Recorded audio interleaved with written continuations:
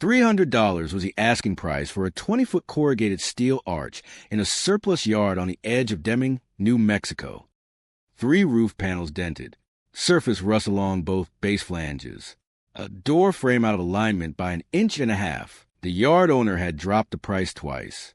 No commercial buyer would touch cosmetic damage on a structure this small. Marcus Webb drove out on a Saturday to look at it.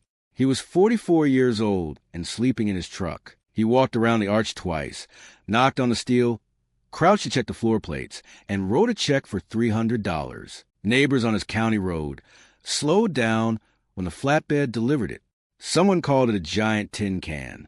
The hardware store owner said he was wasting his money. They stopped laughing the day they finally saw what he put inside. You probably think of homelessness as a city problem. Tent cities under freeway overpasses. Encampments along the edges of downtown districts. That picture is accurate, and it is also incomplete. According to USDA rural housing data, more than 7.7 million households in non-metropolitan counties spend over 30% of their income on housing, the federal threshold for cost burden. That number counts only the people still paying rent. It does not count the ones who have already stopped.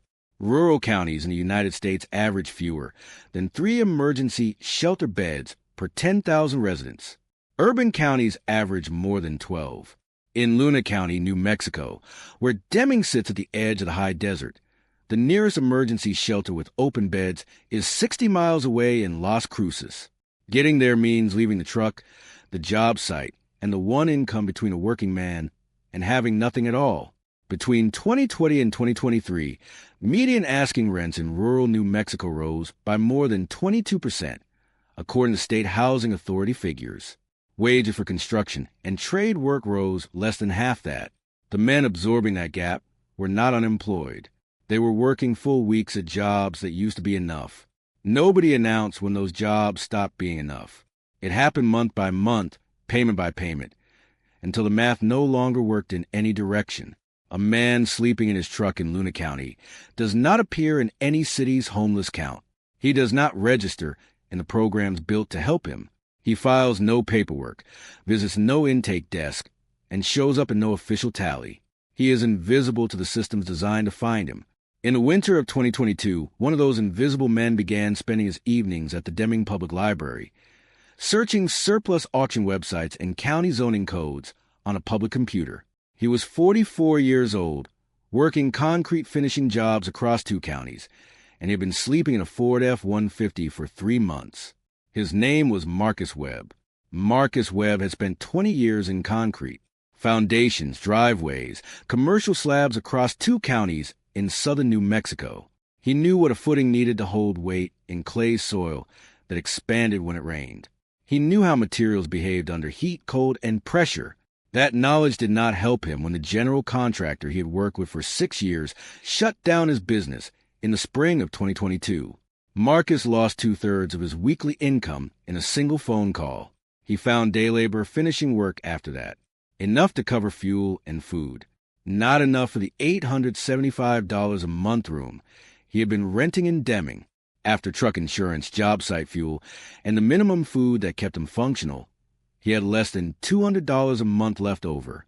Rent was $875. The math did not work. It had not worked for 14 months. He gave up the room in August of 2022 and started sleeping in the F-150 in the parking lot of a truck stop on US 180, cooking on a single-burner propane stove set on the tailgate. Not in a defeated way, in a calculating way. He spent 3 weeks at the Deming Public Library researching surplus military auctions, Quonset hut assembly sequences, and Luna County's building code exemptions for structures under 200 square feet not connected to municipal utilities.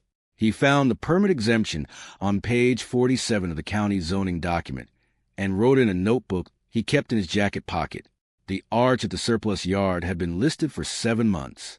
A man there who had worked a similar structure outside Lordsburg confirmed what Marcus already suspected. The frame was solid, the bolt holes lined up, and the dents were surface level. Marcus paid $300 and arranged transport through a man who drove a flatbed for a fencing supply company, $30 in fuel, and a handshake. The arch arrived on a Saturday morning in October, lowered onto a patch of scrubland behind a ridge on a rancher's property outside Deming. The rancher was 71 years old. His fencing had been collapsing for 2 years. His son lived in Albuquerque and came down twice a year.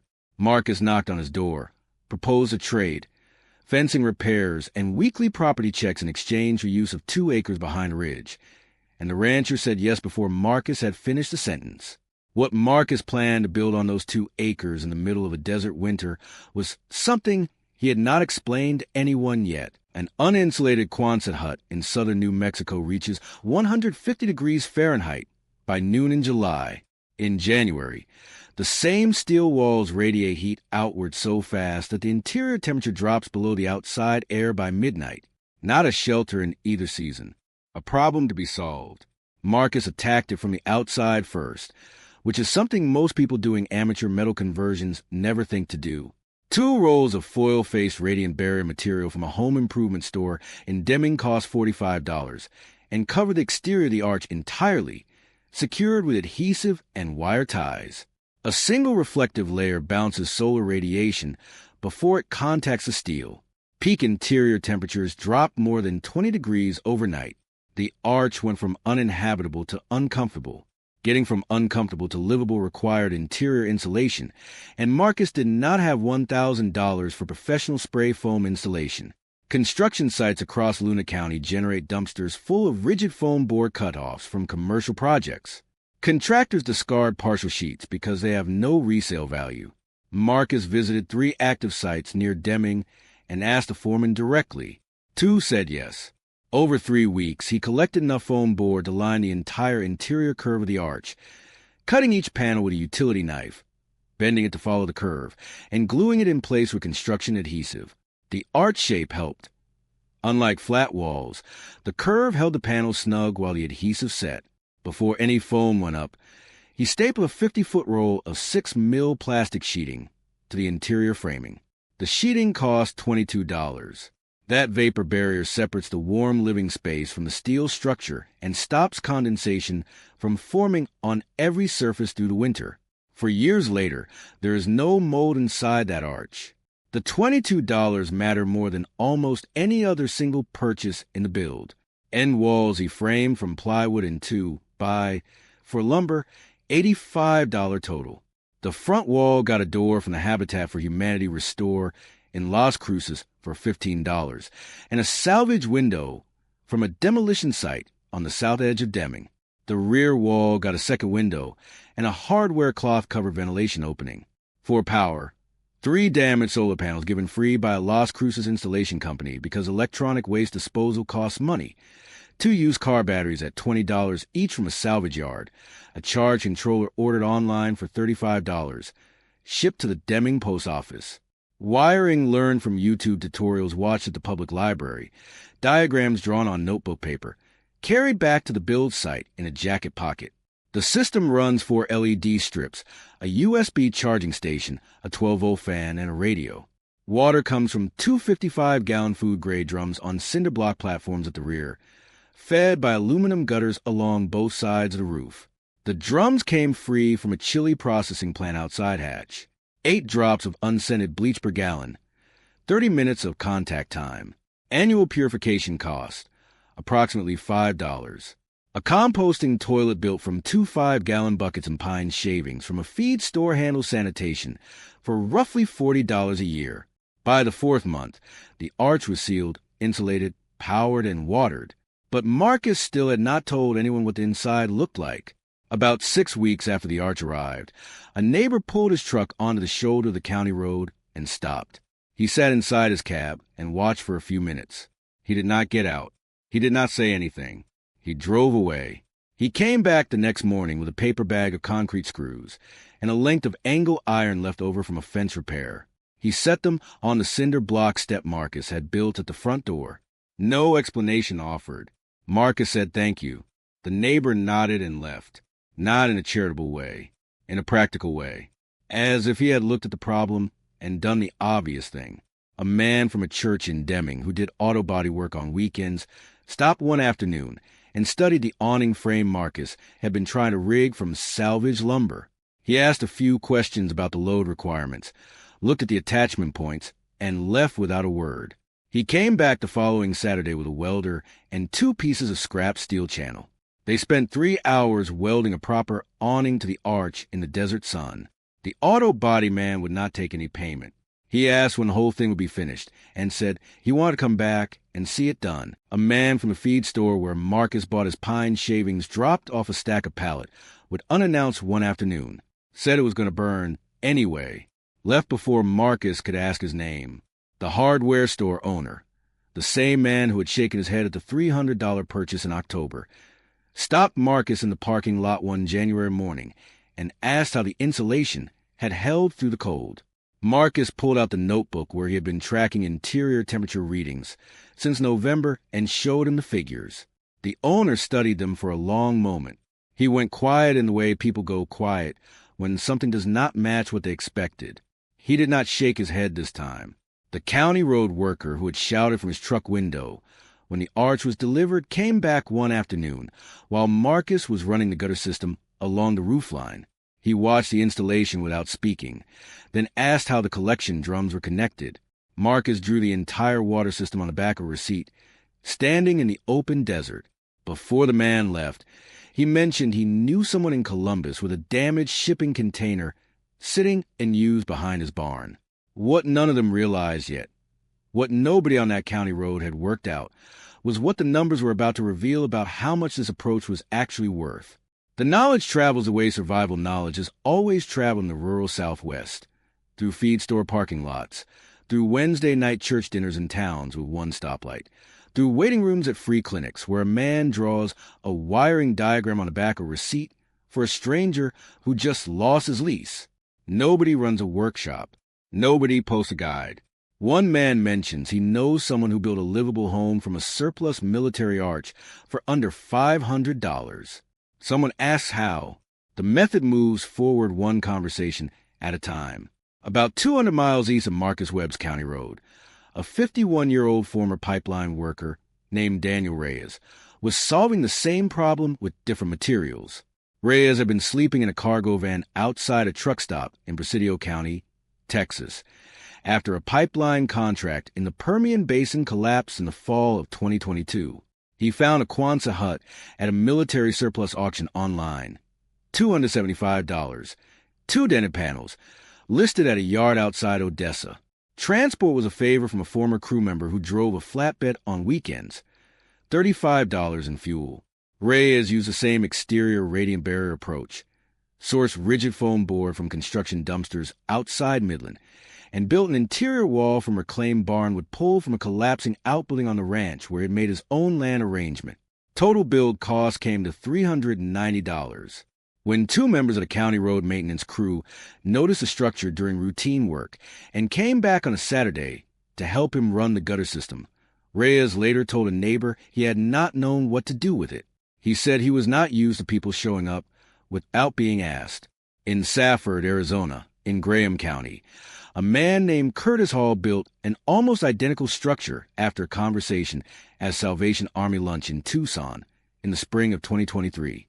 The man who explained the method had picked it up from someone at a feed co-op outside Deming. Hall's total cost came to $410. He has since drawn the full sequence out on paper for 3 other men he knows through the same meal service in Safford, the same way it was drawn for him. A county outreach worker in Graham County described visiting 2 separate households living in converted steel arch structures on private land with informal arrangements. Each man had found the same surplus auction pipeline, the same foam board sourcing method, and the same county code research to stay beneath permit thresholds. Neither man had ever met the other. And here's where the numbers stop being interesting and start being damning. Marcus Webb tracked every purchase in a dollar store notebook from the day the arch arrived on a flatbed to the day he moved in. The final total, the $300 arch, the $30 in transport fuel, the radiant barrier, the rigid foam, the vapor barrier, the end wall lumber, the restored door, the solar components, the 2 car batteries, the charge controller, the rainwater drums, the gutters, the composting materials, and every miscellaneous screw and roll of tape across 4 months of work came to $487. Annual operating costs: propane, water fills, pine shavings, bleach. Approximately $650 a year. Now set that against what official programs spend trying to solve the same problem. The USDA Rural Development Section 515 program, which funds affordable rental housing in rural communities, reported an average per unit development cost of more than $200,000 for newly constructed units in the rural Southwest between 2020 and 2023. That is the cost to build, not to operate, not to staff, just to build. And according to program timelines, a funded unit takes an average of 3 to 5 years from application to occupancy. During those years, a man sleeps in his truck. The HUD Section 8 Housing Choice Voucher waitlist in Luna County, New Mexico, closed to new applicants in 2021 because the list had grown longer than the program could process. Men who applied before the closure were still waiting as of late 2023 with no confirmed timeline. Keep in mind, this is the same federal apparatus that spent $300 million on Los Angeles' Inside Safe program, and, according to the city's own data, watched roughly 40% of people placed into housing return to the streets within a year. $300 million. Nearly half the people wound up homeless again. A man with a $300 surplus arch, a borrowed socket wrench, and 4 months of evenings built a structure that has now stood through 4 New Mexico winters and 4 New Mexico summers. It costs $487 to construct and less than $700 a year to run.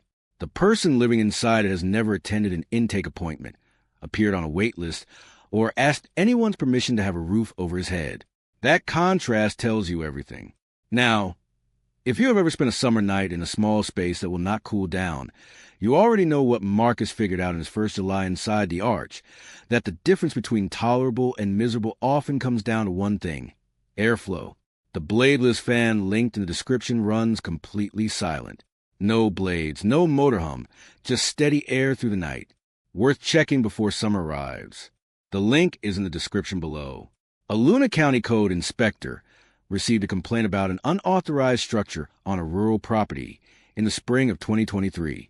He drove out on a Tuesday morning, walked around the arch, and measured with a tape clipped to his belt. The structure was 160 square feet. Luna County zoning code exempts structures under 200 square feet from permit requirements when they are not connected to municipal water or sewer. Marcus had researched that threshold at the public library before he ever drove to the surplus yard. The inspector filed a note on the property and drove back to Deming. No violation, no removal order, no fine. The legal gray zone Marcus had found works for specific reasons that do not transfer anywhere else. Available land with a willing owner. A code written in an era that never imagined a surplus military arch on cinder blocks as a primary residence. Low enforcement density. Neighbors more likely to bring angle iron than file a second complaint. Every one of those conditions reverses the moment you cross into an urban area. Land costs money. Enforcement is constant. The permit process for a temporary structure in Albuquerque or El Paso takes months and costs more than Marcus spent on the entire build. The solution exists.